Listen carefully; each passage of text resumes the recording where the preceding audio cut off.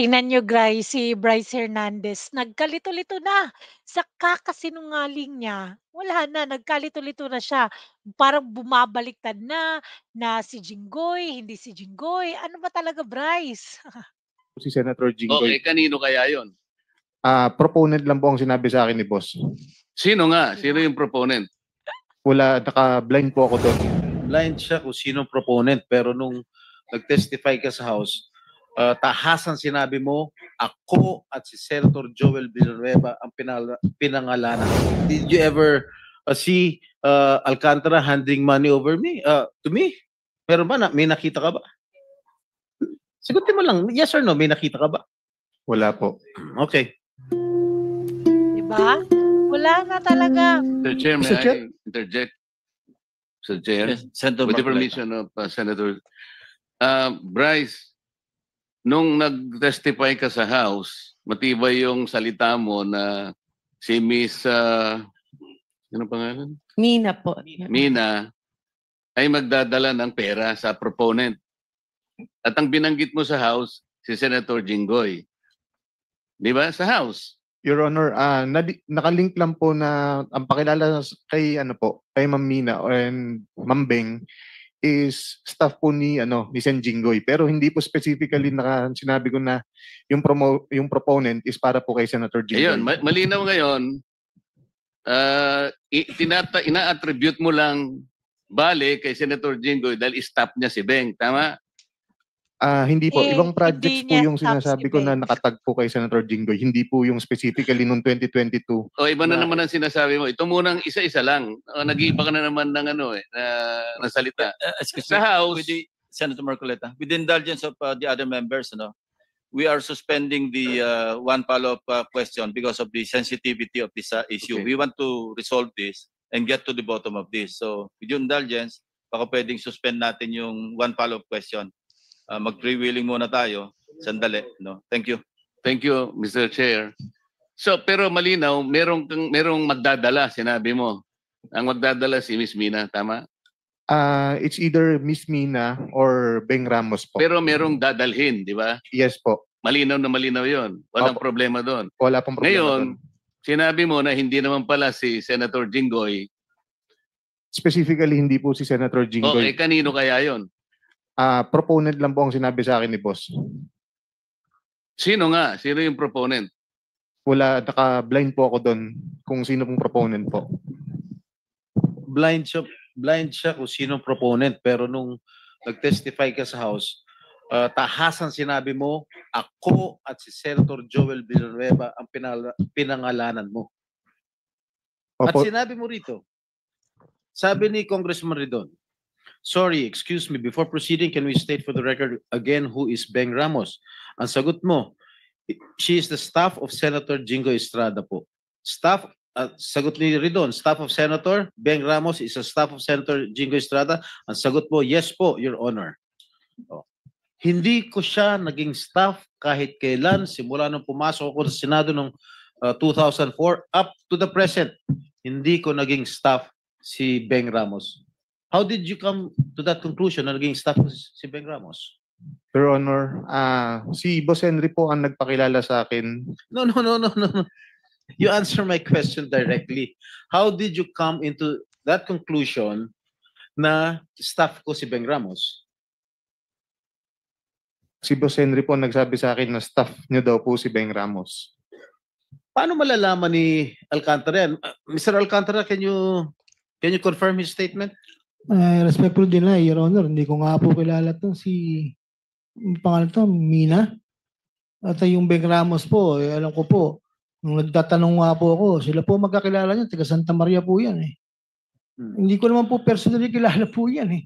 So, Every time na lang po, sa akin lagi yung turo niya. magkababayan kayo ni Beng Ramos? Ngayon ko lang din po nalaman, Your Honor. Alright.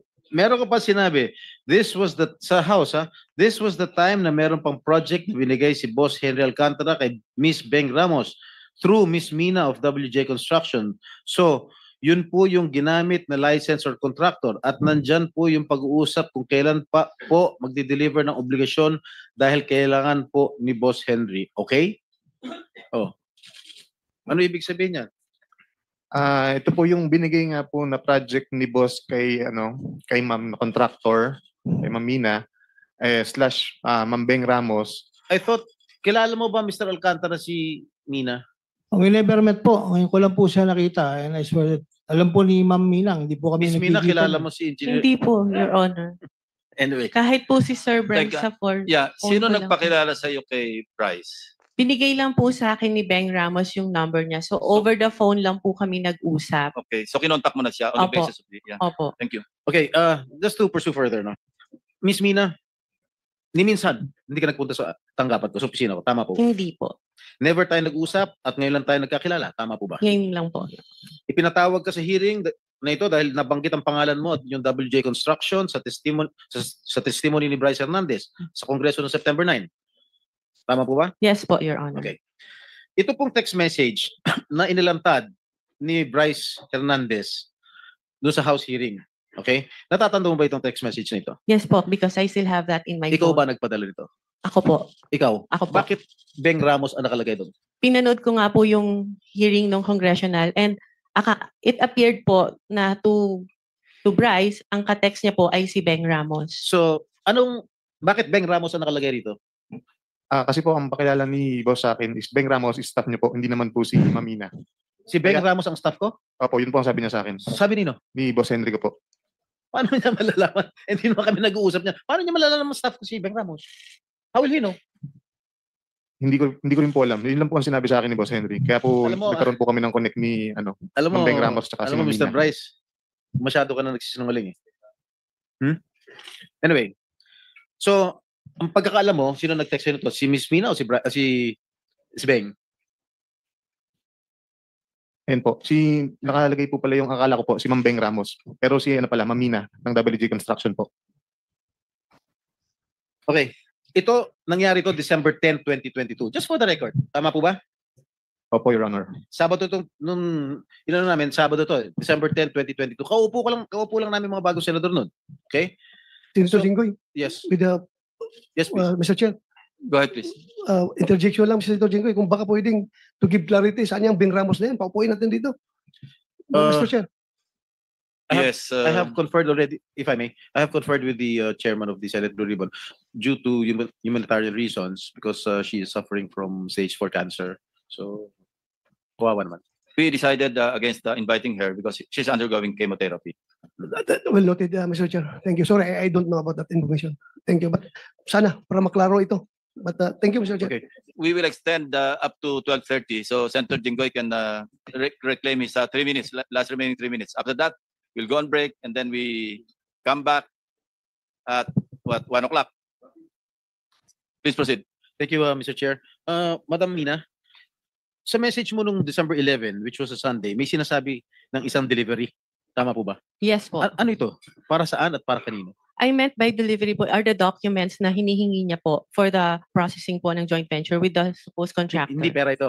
Kasi Hmm. ang ini-insinuate ni Bryce Hernandez no sa House of nung nag-testify siya, ang insinuation sa akin because of my connections allegedly with certain Beng Ramos and yourself na staff ko raw si Beng Ramos, yung delivery na, ang pinalabas niya sa House, yung delivery niya, yung ibig sabihin ng delivery, pera. Na nag-deliver ka ng pera straight to my office. Yun Hindi ang, po yun ang ganun insinuation yung, niya eh. ang agreement po is kami po kasi yung gagastos sa processing No, fee. no, no, no. I'm So telling- yun po siguro I'm yung telling you, nire-refer niyang excuse me, I'm pera. telling you that that was his insinuation when he testified in the House Yes. House of Representatives. Yes. Pero right now, you were saying na hindi mo ako kilala, hindi ka po. nagpunta sa aking Hindi tanggapan. rin po. Correct? Yes, Your Honor. So lumalabas talaga na wala akong kinalaman kung ano man ang transaksyon ninyo ni Bryce Hernandez. Am I correct? Yes, Your Honor. There, 1 second. 1 With the second. permission of Senator Estrada. Yes, please. please. So hindi mo kilala si Senator Jinggoy at hindi ka nagdala ng pera sa kanya. Hindi po. Kahit po kay Bryce, wala po akong dinalang pera. Okay. So talagang safe ka na. Please, continue. Okay. Nabigyan ka ba o na-awardan ka ba ng DPWH project ni Bryce? Wala po kaming na-award na project dahil hindi nga po kami natuloy na mag-bid, Your Honor. So kasi again for the last time, pinalalabas kasi ni Bryce Hernandez ng text message ay patungkol sa akin. Okay? Very clear yan. Pero mismo ang taong kausap sa text ay nagpapatunay na kayo na wala naman akong kinalaman dyan. Can you Wala please po. confirm? Your Honor, ang usapan pa lang po namin is magkakaroon pa lang po ng joint venture para po mag-qualify po kami. And for that, sa ganyang pagkakataon po kasi, meron pa pong invitation to bid and hindi ko pa rin po alam kung ano yung project specifically dahil nga po over the phone lang kami nagkakausap. That's why I want to send a staff para po mas malaman mabuti ano ba yung project na sasalihan po namin na for the joint venture agreement. Before you proceed, Senator Jinggoy, the committee welcomes DOJ Secretary Crispin Boying Remulla to the Senate. Thank you. Thank you. So, tapos na ako sa'yo, Damina. Di ka Sambales Nice ka pala? to meet Di ka you, sir. Sambales ka? Opo. Lumaki ka Sambales? Yes po. Marunong ka magsalita? Opo. And to add po, my father is also a public servant for more than half of his life and he's known to be incorruptible. Kaya ang sakit po na madrag talaga yung pangalan. Tanda mo man ang bali? Yeah po. Okay. Anyway, for the record, Engineer, I'll be asking questions to, propound questions to Engineer Hernandez. Are you done with Ms. Mina? So we Yes, can I'm done. excuse her? Yes, please. Unless other members will be asking questions pa. Wala naman. Okay, so you cannot leave yet. Mr. Bryce Hernandez, hindi tayo personal magkakilala. Do you confirm? Yes, Your Honor. Ni minsan ay hindi po ako tumawag sa'yo, nag-text message sa'yo, nag-message. Tama ba? Yes, Your Honor. Sinabi mo sa testimony mo sa House na binigay mo ang pera kay D.E. Henry Alcantara at siya ang nagsabi sa'yo na bibigyan daw niya ako. Is this correct? Wala pong specific na sinabing ganun, Your Honor. Pagkatapos mo ko dinurog sa House ngayon, wala ka specific na sinabi. Yung dito po Hindi, kay... pakinggan mo muna ang tanong ko, Mr. Bryce, ha? Sabi mo sa testimony mo sa House of Representatives na binigay mo ang pera kay D.E. Henry Alcantara at siya ang nagsabi sa'yo na bibigyan daw niya ako. Is this correct? Tungkol po dun sa 2025 projects, opo. Okay, Hindi po dun sa 2022. Mr. Bryce, you mentioned the name or names of Senator Estrada and Senator Villanueva. Is si Senator Estrada twice on two occasions sa House. Yes po. One, 10:40 a.m. Sinabi mo, Senator Jingo Estrada and Senator Villanueva with a list of projects. I remember that. Yes po. And then on another occasion, 12:50 p.m., yun na yung pinakita mo yung screenshots na walang kahulugan sa ngayon, lumalabas. Yung kay WJ, kay D. Alcantara, tapos nilink mo kay si Beng Ramos, nilink mo kay Senator. Clear na yon. Yes. Clear na yon. Actually, regarding po doon, Your Honor, meron po akong follow-up na Sige. text message po na nag-confirm na nagdala po it's either Ma'am Beng or Ma'am Mina sa office. Dinala po doon sa administrative officer namin noong time na yon. Meron po akong text message na yun. Galing po sa Chief of Staff ni Boss Henry Alcantara. Kinonfirm po na nakapagdala ng obligasyon sa office. Do you have that? Yes, I have po, Your Honor. So Kanino- that's related to the WJ. Yes po, Your Honor. Nagdala ng pera. Can you show that? Yes. Or, sige, basahin mo nga. Page. Kaninong office yun? Kaninong office? Ito po yung text message sa akin nung staff po ni Boss Henry. Sinong staff yan? Carlo Rivera po. Carlo Rivera. Sige, pakita na sa screen. Sige po. Nandito ba si Rivera? Nandito? Hindi ko po Wala napansin, pa. parang wala po. Baka pwedeng paimbita, Mr. Chairman. We will.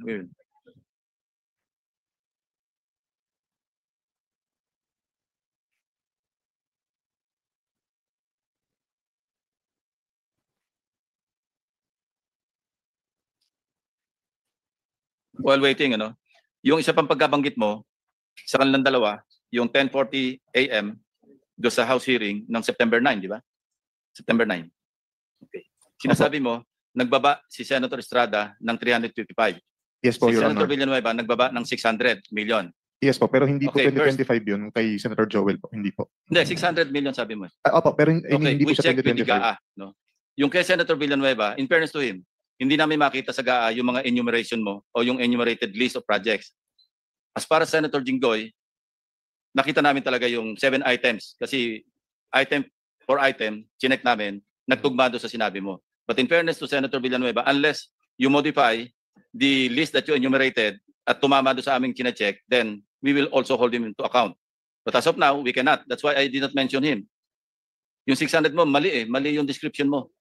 At wala kami makita. But I want to be truthful, as para Senator Jinggoy, nakita namin yung 355. Now, ibang usapan yon doon sa sinasabi mong 30%. The burden of proof is on you. Kasi sinabi mo, merong 30% si Senator Jinggoy. Yes po. Oh, how will you prove that? Si Boss Henry po actually, babasahin ko na po. Okay na ba yung screenshot niya? Oh, sige. Pakilabas mo muna yung screenshot.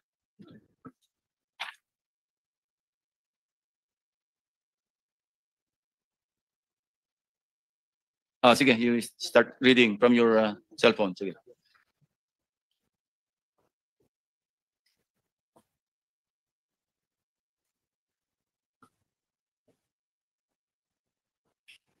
Hindi mabasa yung green. Basahin mo na lang dyan. Ito po, ang highlight na lang po natin, Your Honor. December 16, 2022, 11:20 in the morning, nag-message po ang staff sa akin ni Boss Henry, si Engineer Carlo Rivera po. Ito po ang message niya. Boss, good day, M. Nakuha ko na po pala kay AO, which is Administrative Officer, yung pinadala nila Ma'am Beng Ramos. Yun po. Yun. And Opo. then, Oh, 'di ba? Walang sinabi na pera.